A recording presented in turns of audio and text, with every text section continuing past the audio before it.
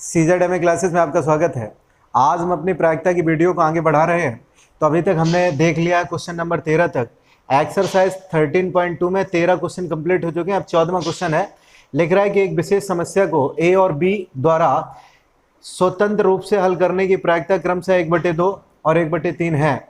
इसके बाद में उसने लिखा है यदि दोनों स्वतंत्र रूप से समस्या हल करने का प्रयास करते हैं तो प्रायिकता ज्ञात कीजिए कि पहला क्वेश्चन है समस्या हल हो जाती है। दूसरा क्वेश्चन उनमें से तत्तः कोई एक समस्या हल कर लेता है। सबसे पहले आप यहाँ पे हल लिखेंगे। स्टार्टिंग आपकी किस प्रकार की रहेगी वो देखिए। लिखेंगे समस्या, कोई एक समस्या है जिसको A हल कर लेता है, इसकी प्रायिकता क्या है 1/3। लिखेंगे A के द्वारा समस्या हल होने की प्रायिकता, हल होने की प्रायिकता इक्वल टू का निशान 1/2 लिखेंगे। अब इसके साथ साथ में हल ना होने की प्रायिकता भी हम लोग यही निकाल लेंगे। A के द्वारा समस्या ना लगाए यहाँ पे, हल होने की प्रायिकता क्या रहेगी 1 - 1/2। आप अच्छे से जानते हैं कि 1 - 1/2 हमने क्यों किया। टोटल आपकी संभावनाएं कितनी है 2। अरे टोटल संभावनाएं कितनी है 2। 2 में से एक तो काम हो गया। अगर हम ऐसे कह दें कि 2 बीघे आपको खेत काटने हैं, जिसमें से 1 बीघा खेत आपने काट लिया, काटा हुआ ऊपर लिखेंगे। अब रह कितना गया तो बचेगा 1, कितने में से 2 में से। समझ गए होंगे। समस्या हल होने की प्रायिकता आपकी कितनी है 1/2 मतलब 0.5। आधे चांस है, इसका मतलब ये हुआ कि आधे चांस नहीं हल होने के होंगे।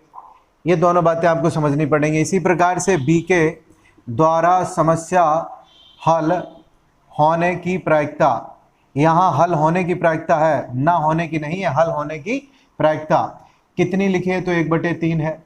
इसके बाद में आप क्या निकालेंगे तो B के द्वारा समस्या ना हल होने की प्रायिकता क्या रहेगी 1 - 1/3। आंसर क्या होगा 2/3। कैसे तो आप समझ लीजिए। टोटल 3 बीघे खेत आपको काटने हैं, इसमें से 1 बीघा खेत कट गया, बचे कितने बीघे तो 2 बीघे। यहाँ 2 ऊपर और 3 नीचे। मतलब यह कि 1/3 काम की संभावना है कि काम हो जाएगा, और इसका मतलब 2/3 काम की संभावना है कि काम नहीं हो पाएगा। अब हमसे जो पूछ रहा है, पहले क्वेश्चन में उसने पूछा है समस्या हल हो जाती है। समस्या हल हो जाती तो पहले नंबर पर हम लिखेंगे समस्या ना हल होने की प्रायिकता। इसके बाद में हम 1 में से लेस कर देंगे और हमारा आंसर आ जाएगा समस्या हल होने का। निकालेंगे सबसे पहले समस्या ना हल होने की प्रायिकता, ना हल होने की प्रायिकता आखिरकार क्या है ना हल होने की प्रायिकता। तो आप कहेंगे कि A के द्वारा 1/2 चांस है और B के द्वारा कितने चांस हैं 2/3 है। टोटल आपका आंसर कितना बना तो 1/3। 2 से 2 क्या होगा कैंसिल आउट होगा। अब आपसे ये नहीं पूछा गया है, क्वेश्चन में ये पूछा गया है समस्या हल हो जाती है, इस बात को बताइए। तो समस्या हल हो जाती है इस बात को अगर बताना है तो लिखना पड़ेगा समस्या हल होने की प्रायिकता क्या होगी। कैसे आप निकालेंगे, फिर से वही काम। आपसे हम कहते हैं कलम को उदाहरण देके देखते हैं, आपको समझ में शायद बात आ जाए। टोटल कलमें आपकी कितनी है 3 कलम बनाने का आपने ठेका लिया। इसमें से एक कलम आपने बना ली, इसका मतलब बची कितनी कलमें हैं 2। तो यहाँ आप लिखेंगे क्या तो 2/3 इसका आंसर होना चाहिए। अन्यथा के केस में आप इसको ऐसे लिखिए 1 - 1/3। 3 में से अगर घटाएंगे 1 को तो आंसर क्या होगा 2/3। अब फिर से एक बार हम आपको समझा देते हैं कि टोटल संभावनाएं प्रश्न के हल ना होने की कितनी थी 1/3 थी। 1 कितनी थी 3। इसका मतलब ये हुआ कि 2/3 चांसेस ऐसे हैं कि ये समस्या हल हो सकती है। प्रोबेबिलिटी कितनी बचेगी 2/3। अब इसके बाद में प्रश्न संख्या इसी की दूसरे पार्ट की तरफ हम लोग चल रहा क्वेश्चन है। उनमें से तत्तः कोई एक समस्या हल कर लेता है। कोई एक समस्या हल कर लेता है, इसके पीछे संभावनाएं कितनी बनेंगी वो आप समझ लीजिए। अब हमें पता नहीं है कि 2 व्यक्ति हैं A और B। हो सकता है पहले वाला सफल हो जाए और यह भी हो सकता है कि पहले वाला फेल हो जाए। पहले वाला व्यक्ति जो A है, जिसका नाम A है, हो सकता है कि ये सफलता प्राप्त करे सक्सेस, और हो सकता है ये फेल हो जाए, असफल हो जाए। इसी प्रकार से बी की भी संभावना है कि ये आपका पहले नंबर पे फेल हो जाए। अगर ए सफल होगा तो बी को फेल होना पड़ेगा। एक ही सफलता हमें यहाँ पे चाहिए। इसके बाद में अगर हम दूसरे की बात करें, दूसरे नंबर पे हो सकता है कि ए असफल हो जाए और इसका मतलब बी क्या होगा, बी सफल हो जाए। यही बात हमको लिखनी है। अब दोनों बातें आप समझ लीजिए। ए की अगर हम सक्सेस रेट की बात करें तो ए की सफलता की अगर दर की बात करें तो ए की जो सफलता है वो है कितनी, ए की सफलता 1/2 थी, 1/2 थी। अब इसके साथ साथ में आपको समझना पड़ेगा बी की असफलता आपकी कितनी है। तो बी की जो असफलता है, तो ऐसे समझ लीजिए बी को सफल होने के लिए बताया गया है कि इसकी सफलता का रेट 1/3 है। बी की सफलता का रेट आपका कितना है, 1/3 है। इसका मतलब बी के असफल होने की प्रायिकता कितनी होगी, असफल होने की प्रायिकता आपकी हो जाएगी 1 - 1/3। मतलब ये हुआ 1/3 चांसेस तो हैं कि बी सफल हो जाएगा। इसका मतलब 2/3 चांसेस ऐसे हैं कि बी असफल होगा अपने काम में। तो हमने लिख लिया ए के जरिए से। अगर ए सफल होता है तो ये कंडीशन होगी। अगर बी कहीं सफल हो गया तो बी की कंडीशन आपकी क्या होगी, तो बी अगर सफल होता है तो सफलता का बी का जो रेट है, आपका बी का सक्सेस का जो रेट है वो आपका 1/3 है। सक्सेस का रेट कितना है, 1/3 है। तो यहाँ सक्सेस का रेट 1/3 आप लिखेंगे जब ये सफल है। दूसरी आपको संभावना हम बता रहे हैं। और ए की असफलता की रेट आपको लिखनी पड़ेगी। ए की असफलता की रेट और सफलता की रेट आपकी एक ही है। तो ये दो चांसेस बनेंगे, दोनों के बीच में हम लोगों को क्या करना पड़ेगा, प्लस लगाना पड़ेगा। तो अब देखते हैं कौन कौन सी कंडीशन आपकी यहाँ अप्लाई होनी है। यहाँ लिखना पड़ेगा सेकंड के सॉल्यूशन में, यदि समस्या हल करने को एस फॉर सक्सेस ऐसे, तथा समस्या ना हल करने को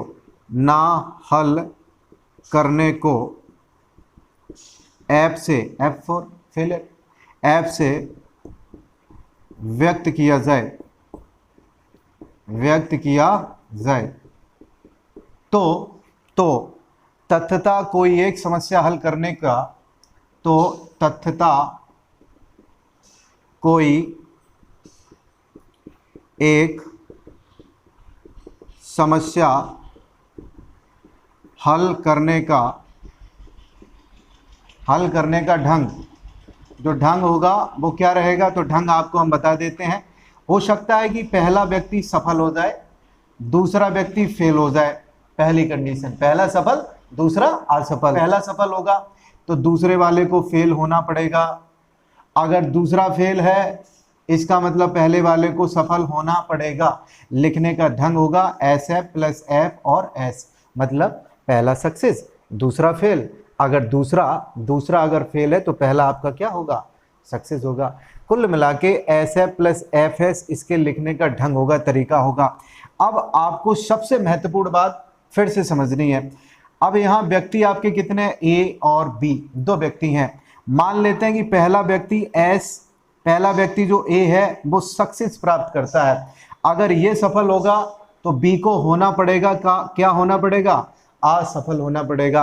अब A की सफलता की जो रेट है वो आपकी कितनी गिवन है, 1/2। अरे सफलता की रेट A की कितनी है, 1/2 है। अब 1/2 हमने यहाँ पे लिख लिया। इस वाले को हल कर रहे हैं SF को, पहली कंडीशन जो आपकी है SF को हम हल कर रहे हैं। तो B जब असफल होगा, B की अगर हम फेलियर की बात करें तो B जब फेल होगा, इसका मतलब ये हुआ कि B की सफलता का रेट आपका 1/3 है। इसमें से क्या करना पड़ेगा, इस 1/3 को हमको घटाना ही पड़ेगा। 1/3 को अगर घटा देंगे, सफलता के रेट को घटा देंगे, तो इसका मतलब ये असफलता का रेट हमारा बन जाएगा। इसी प्रकार से दूसरी अगर हम बात करें तो दूसरी आपकी ये महत्वपूर्ण बात है कि अगर हम FS फंक्शन को लें, मतलब व्यक्ति A फेल हो जाए, व्यक्ति A क्या करे तो फेल हो जाए। व्यक्ति A अगर फेल होगा तो इसका जो आंसर होगा 1/2 होगा। कारण है सफलता का रेट भी इसका 1/2 है असफलता का रेट भी इसका 1/2 होगा। अब जब बी की हम बात करें तो बी की सफलता का रेट क्या होगा, बहुत आसान है। बी की सफलता ये लिखी है, कितनी लिखी है, 1/3। यहाँ पे आप लिख देंगे 1/3। आंसर इसका क्या निकलेगा, तो 1/6। इसका आंसर क्या निकलेगा, इसका आंसर होगा 1/2 गुणा 2/3। ये कैंसिल आउट, 1 यहाँ 3 और प्लस 1/6। एलसीएम अगर लेंगे तो एलसीएम लेने में आपका यहाँ 6 आएगा। 6 का मतलब यहाँ 2 + 1, 2 + 1 का मतलब 3/6, मतलब 1/2 आपका आंसर बनेगा। आपने बात समझ ली होगी। अब आखिरी में हम लोग देख लेते हैं किस प्रकार से हम लिखेंगे, आंसर आपका हो जाएगा बड़ी आसानी के साथ। तो इसका जो आंसर होगा, ए की सक्सेस 1/2, बी का फेलियर, बी का असफलता, बी की असफलता आपकी कितनी है, सफलता की रेट 1/3 है, 3 में से 1 घटाइए तो बचेगा कितना, 2/3। बी की असफलता होगी, प्लस का निशान लगाएं। अब यहाँ आपको जो लिखना पड़ेगा, यहाँ जो आपको लिखना पड़ेगा ये फेलर, किसका फेलर, किसका फेलर। अगर ए यहाँ सफल हो रहा है तो इसका मतलब अब ए को होना पड़ेगा असफल। ए की असफलता की रेट आपकी कितनी है, तो असफलता की रेट है ए की 1/2।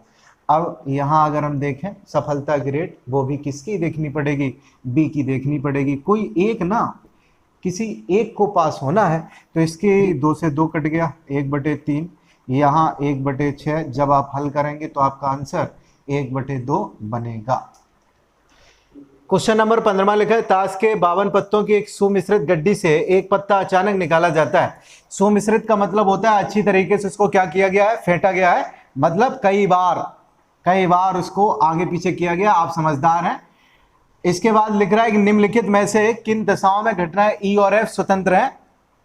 इसके बाद में इसने लिखा है ई निकाला गया पत्ता हुक्म का है और एफ की बात करें निकाला गया पत्ता इक्का है।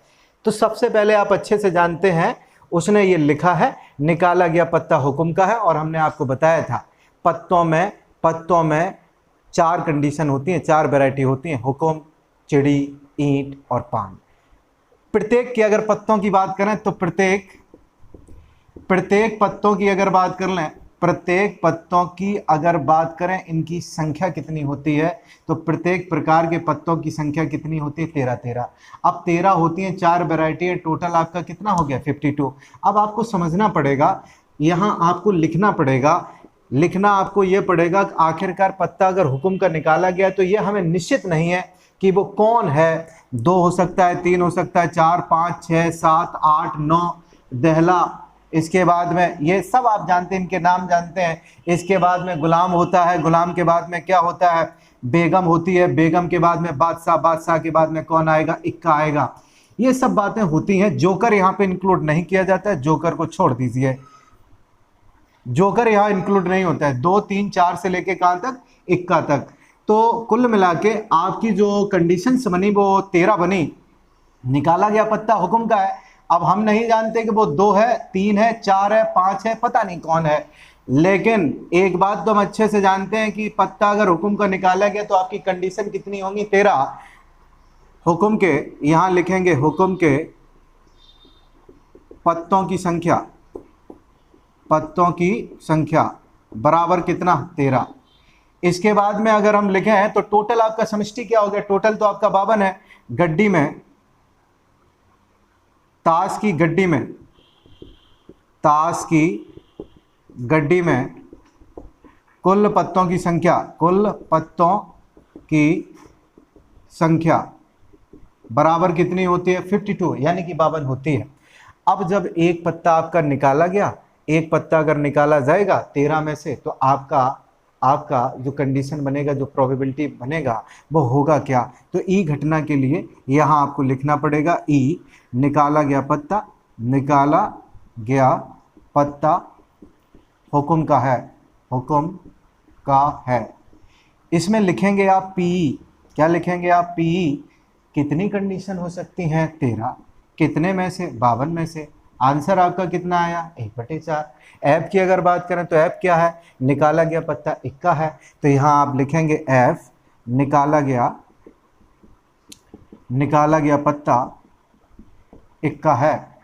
अगर निकाला गया पत्ता इक्का है तो इक्का होते कितने हैं, तो 4 होते हैं इक्के। अब जब 4 होते हैं तो आपकी जो कंडीशन आपकी बनने वाली है वो कंडीशन आपकी ये रहेगी, पी एफ बराबर 4 होते हैं, कितने होते हैं 4 होते हैं, कितने में से, तो 52 में से। तो आंसर आपका कितना हो गया, 1/13 ये हो गया। अब इंटरसेक्शन आपको लेना पड़ेगा, क्यों इंटरसेक्शन लेना पड़ेगा ये जानना जरूरी है। उसने लिखा किन दशाओं में घटनाएं ई और एफ स्वतंत्र हैं अथवा नहीं। अगर स्वतंत्र हैं इसका मतलब पी ई इंटरसेक्शन जो एफ आपका निकलेगा वो बराबर होना चाहिए पी गुणा पी एफ के। इतनी बात हमारी फुलफिल होनी चाहिए। अब जब आप पी ई इंटरसेक्शन एफ निकालेंगे, ई और एफ में कॉमन क्या होगा, ये कॉमन कई लोगों को कंफ्यूज कर जाता है। अब इस कॉमन को आप यहां देखिए और समझिए, कंफ्यूजन को दूर भगाइए। लिखना हमको पड़ेगा ई में आपकी कंडीशन क्या क्या हो सकती थी, हम यहां आपको लिख के दिखा रहे हैं, आप समझदार हैं और समझ लेंगे। 2 3 4 5 6 7 8 9 10 दहला तक। इसके बाद में आपका गुलाम के बाद में कौन, बेगम के बाद में कौन आएगा, बादशाह के बाद में इक्का किसका, तो इक्का ये आपका हुक्म का, क्योंकि आपकी जो कंडीशन है ये सभी पत्ते किसके हमने लिखे हैं, हुक्म के। ई कंडीशन के अनुसार, ई कंडीशन आपकी दे रखी है तो हुक्म का पत्ता हो सकता है, हम नहीं जानते थे शुरुआत में, आखिरकार वो 2 है 3 है 4 है, इनमें से कोई एक होगा। अब पता नहीं कौन होगा, ऐसी संभावना है कि इनमें से कोई एक होगा, ये नहीं जानते कि कौन होगा। अब ऐप घटना क्या कह रखी है, ऐप घटना ने कहा कि इक्के तो हैं, इक्का कोई एक निकाला गया तो इनमें से चारों होंगे। ईंट का इक्का हो सकता है, चिड़ी का इक्का हो सकता है, हुक्म का भी हो सकता है, हुक्म को भी लिखना पड़ेगा। हुक्म के अलावा यहाँ पान का इक्का भी हो सकता है। तो आप बताइए इन ई और एफ में ये इक्के लिखें, ई और एफ में आपकी कितनी घटनाएं कॉमन है, तो आप कहेंगे कि एक ही घटना ऐसी है जो आपकी दोनों में कॉमन है। इसलिए पी ई इंटरसेक्शन जो एफ रहेगा आपका वो कितना रहने वाला है, तो आप कहेंगे कि 1 रहने वाला है, और कितने में से, 52 में से। ये हमने निकाल लिया। अब अगर घटनाएं आपकी स्वतंत्र हैं, ई और एफ अगर स्वतंत्र हैं तो आपको कुछ नहीं करना है, ई इंटरसेक्शन एफ बराबर पी ई गुणा पी एफ होना ही चाहिए।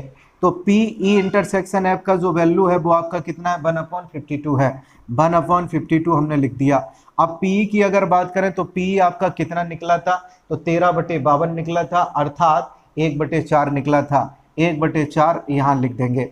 पी एफ आपके सामने बिल्कुल लिखा है, 1/13 हमने लिख लिया। अब आप देखिए मल्टीप्लाई करिए तो आप कहेंगे पी ई इंटरसेक्शन एफ बराबर P E multiply P F, दोनों आपस में कैसे हैं, इक्वल हैं। अगर इक्वल हैं इसका मतलब ई और एफ घटनाएं यहाँ लिखेंगे स्वतंत्र हैं, अतः ई तथा एफ घटनाएं स्वतंत्र हैं। ये क्वेश्चन नंबर हमारा फर्स्ट पार्ट रहा।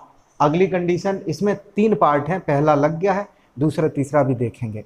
इसका सेकंड पार्ट 15वें का दूसरा ये लिखा है, ई घटना है निकाला गया पत्ता काले रंग का है, एफ घटना आपकी लिखी है निकाला गया पत्ता बादशाह है।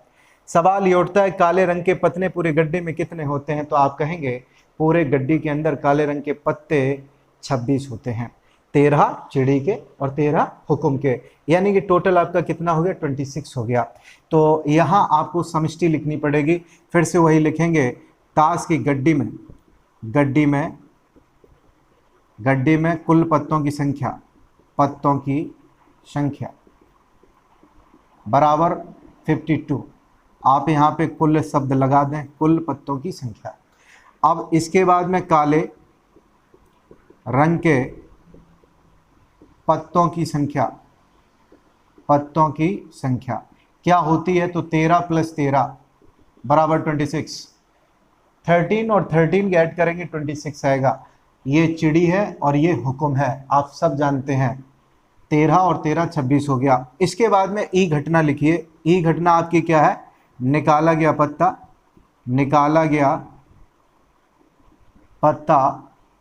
काले रंग का है। जब काले रंग का है तो इसमें से निकाला गया पत्ता मतलब एक पत्ता, पत्ते लिखा होता है तो इसका मतलब एक से ज़्यादा पत्ता। लिखा क्या है, निकाला गया पत्ता, पत्ता सिंगल पत्ता कोई एक काले रंग का है। अब जब PE आप लिखेंगे तो आप नहीं जानते वो चिड़ी का है या फिर ईंट का है, 2 है, 3 है, 4 है, क्या है ये कोई नहीं जानता। जब कोई नहीं जानता तो 26 कंडीशन आपकी यहाँ पे लिखी जाएंगी। 26 में से कोई एक होगा, संभावनाएं आपकी कितनी है, 26 है। इसीलिए 26 को हमको कहाँ लिखना पड़ेगा, ऊपर लिखना पड़ेगा। समझ गए आप इतनी बात को। तो यहाँ 26 हम लिख देंगे कितने में से, तो टोटल आपकी जो कंडीशन है कितनी है, 52। 52 में से कोई एक काले रंग का पत्ता जब आप निकालेंगे तो इसका मतलब ये हुआ आपका जो आंसर बनने वाला है वो आएगा 1/2।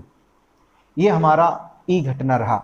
अब ई घटना के बाद में एफ घटना हमारी लिखी है, निकाला गया पत्ता बादशाह हो, निकाला गया पत्ता, निकाला गया पत्ता कौन हो, बादशाह हो।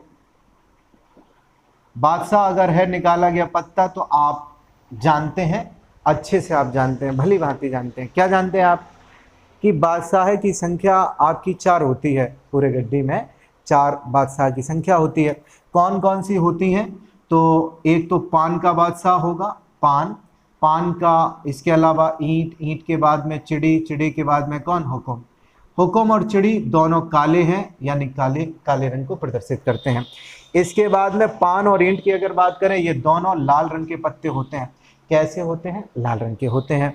अब उसने कहा कि निकाला गया पत्ता बादशाह है, उसने कहीं मेंशन नहीं किया है कि ये पान का है, ईंट का है, या चिड़ी का, या हुक्म का। इसका मतलब ये हुआ कि 4 आपके पास कंडीशन होंगी, पता नहीं कौन सा पत्ता है, हो सकता है वो पान का हो सकता है ईंट का हो सकता है चिड़ी का, या फिर हुक्म का हो। तो आपको कंडीशन लिखनी पड़ेंगी। आपको क्या लिखनी पड़ेगी condition, PF equal to 4 condition, पता नहीं कौन सा पत्ता है, बादशाह है, लेकिन कितने में से, 52 में से, तो आप 13, ये F कंडीशन होगी। अब इसके बाद में PE इंटरसेक्शन F निकालेंगे, उसी को आपको समझना है, वहीं आपको कंफ्यूजन हो सकती है। निकालना है PE इंटरसेक्शन F। कोई पूछेगा क्यों निकालना है, अरे भैया घटनाएं स्वतंत्र इसलिए निकालना है, और आपको दिखाना पड़ेगा, आपको ये दिखाना पड़ेगा PE बराबर PF मल्टीप्लाई इसका बराबर होगा। यही तो हमसे पूछा गया, इसलिए हमें निकालना है। अब देखते हैं कैसे हम लोग निकालेंगे। तो इसका मतलब होता है कॉमन, दोनों में कॉमन। आपकी घटना ई क्या थी, काले रंग के पत्ते। अगर काले रंग के पत्ते होंगे तो बताइए कौन कौन होंगे, तो एक चिड़ी हो सकता है, एक हो सकता है कौन, हुक्म हो जाए। लेकिन इनमें एक खास बात है, इनमें कौन सी खास बात है, इनमें एक खास बात है कि चिड़ी में एक बादशाह होगा और हुक्म में भी एक ही बादशाह होगा।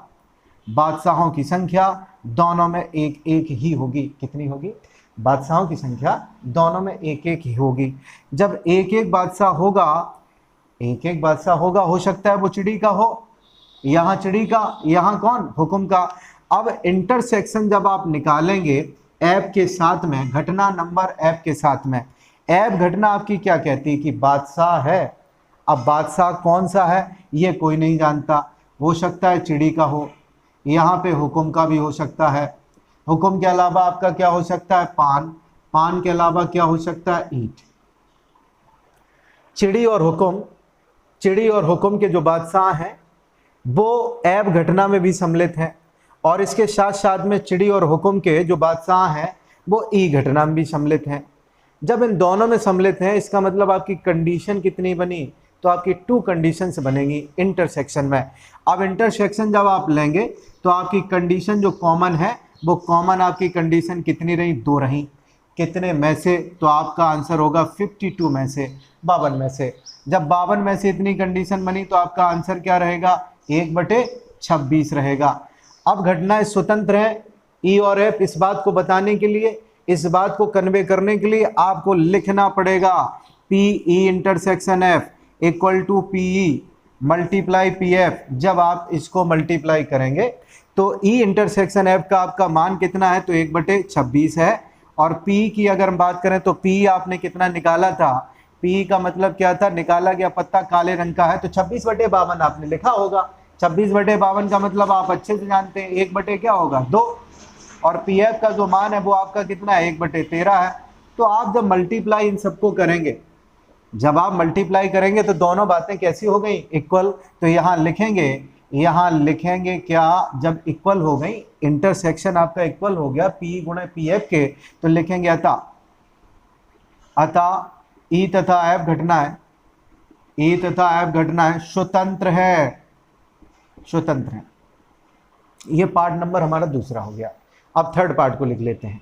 15वें का जो तीसरा पार्ट है, इसमें जो घटनाएं हमारी दे रखी हैं वो ये है, निकाला गया पत्ता एक बादशाह या का मतलब होता है अथवा, एक बादशाह या बेगम है, या तो बादशाह है या बेगम है। ऐब घटना आपकी क्या है, निकाला गया पत्ता एक बेगम या एक गुलाम है। तो आपको सबसे पहले प्रतिदर समिष्ट में आप क्या लिखना पड़ेगा, टोटल आप जानते हैं, एक गड्डी में पत्तों की कुल संख्या, एक गड्डी में कुल पत्तों की संख्या वो आपकी होती है कितनी, 52। अब घटना नंबर ई हमसे क्या कह रखी है, ई घटना लिखा है कि निकाला गया पत्ता एक बादशाह या एक बेगम है।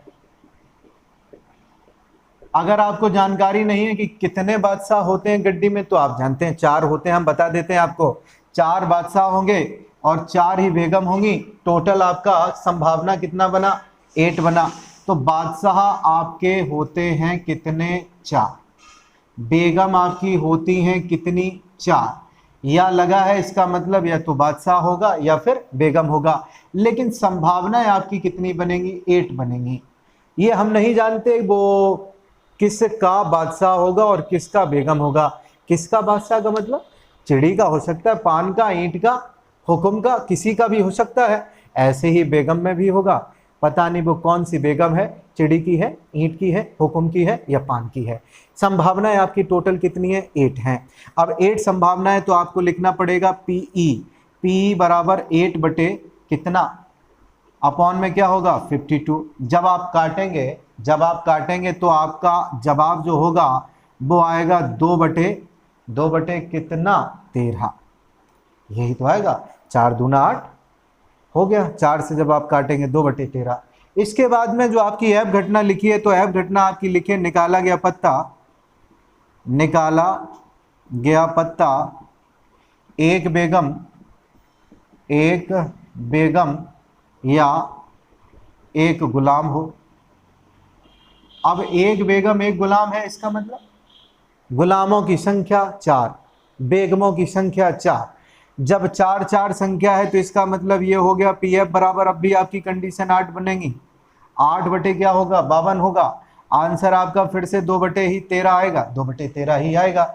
4 तो आपकी होती हैं बेगम और 4 ही होते हैं क्या, गुलाम होते हैं। अब इसके बाद में आपको लेना पड़ेगा इंटरसेक्शन आपका क्या रहेगा, तो आप बहुत अच्छे से देख पाए और समझ पाए कि बेगम इन दोनों में कॉमन है।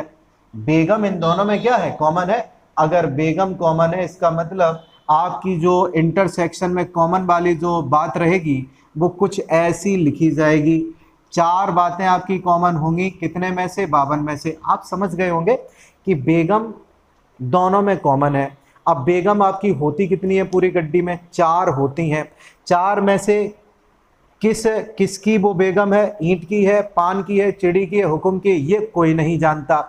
उन 4 में से कोई एक हो सकती है, जब आप निकालेंगे पत्ते को कोई एक हो सकती है, ऐसी संभावना है। तो जब 4 की संभावना है तो 4 ऊपर लिखिए, जो संभावनाएं आपकी हैं, पॉसिबिलिटीज हैं, जो कितने में से, 52 में से। आपका आंसर कितना होगा, 4 से आप काटेंगे 1 बटे 13 होगा। अब आपको करना क्या पड़ेगा, देखना पड़ेगा ई और एफ घटनाएं स्वतंत्र है अथवा नहीं। इसके लिए वही पुराना अपना फॉर्मूला आपका क्या है, तो आपका ये फॉर्मूला है ई इंटरसेक्शन एफ बराबर पी मल्टीप्लाई पी एफ। ई इंटरसेक्शन एफ की अगर हम बात करें, तो आपका आंसर कितना आया, 1/13 यानी कि 1/13। और पी का आंसर कितना था, तो 2/13। और पी एफ का आंसर भी कितना है, 2/13।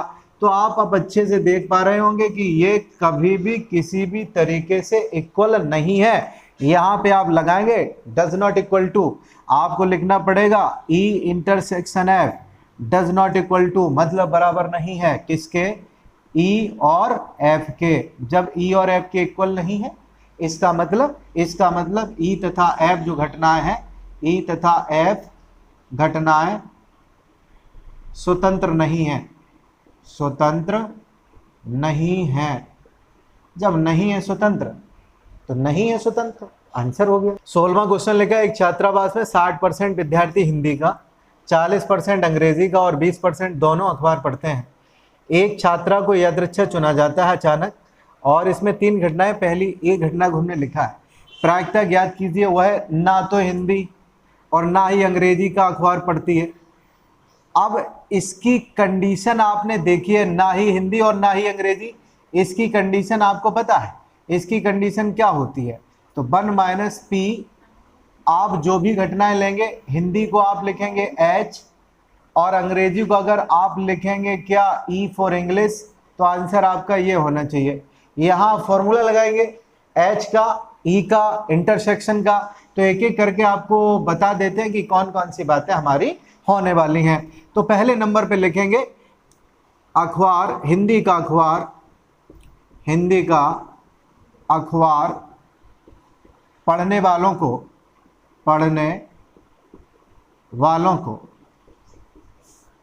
H से,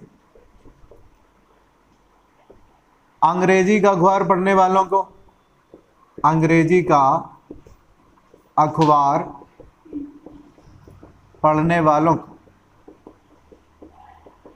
ई से व्यक्त करें। अब उसने बहुत आसान सी भाषा में आपसे कहा है, छात्रावास में 60% विद्यार्थी हिंदी का अखबार पढ़ते हैं और 40% अंग्रेजी का।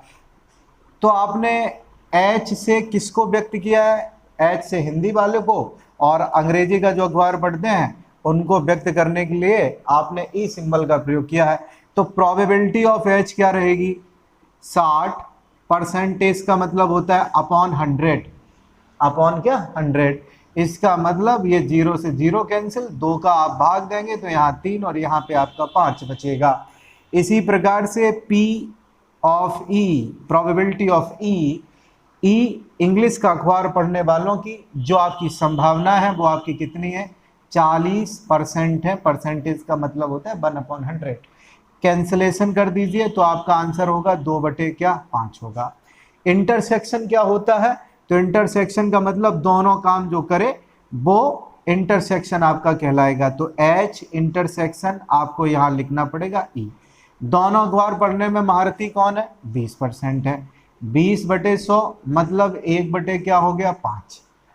अब आपको क्या पूछ रहा है, तो वो पूछ रहा है आपसे प्रायिकता ज्ञात कीजिए कि वह ना तो हिंदी और ना ही अंग्रेजी का अखबार पढ़ती है। जो लड़की को चुना गया है, यहाँ छात्रा को अचानक चुना गया है, वो कुछ नहीं पढ़ पाती है, ना तो हिंदी ना अंग्रेजी, मतलब एकदम शून्य है, ना ही अंग्रेजी और ना ही हिंदी। तो यहाँ लिखेंगे ना ही हिंदी और ना ही अंग्रेजी, ना ही अंग्रेजी। आपने पिछले वाले वीडियो में देखा होगा इस वाले कंसेप्ट को किस प्रकार से हम लिखते हैं।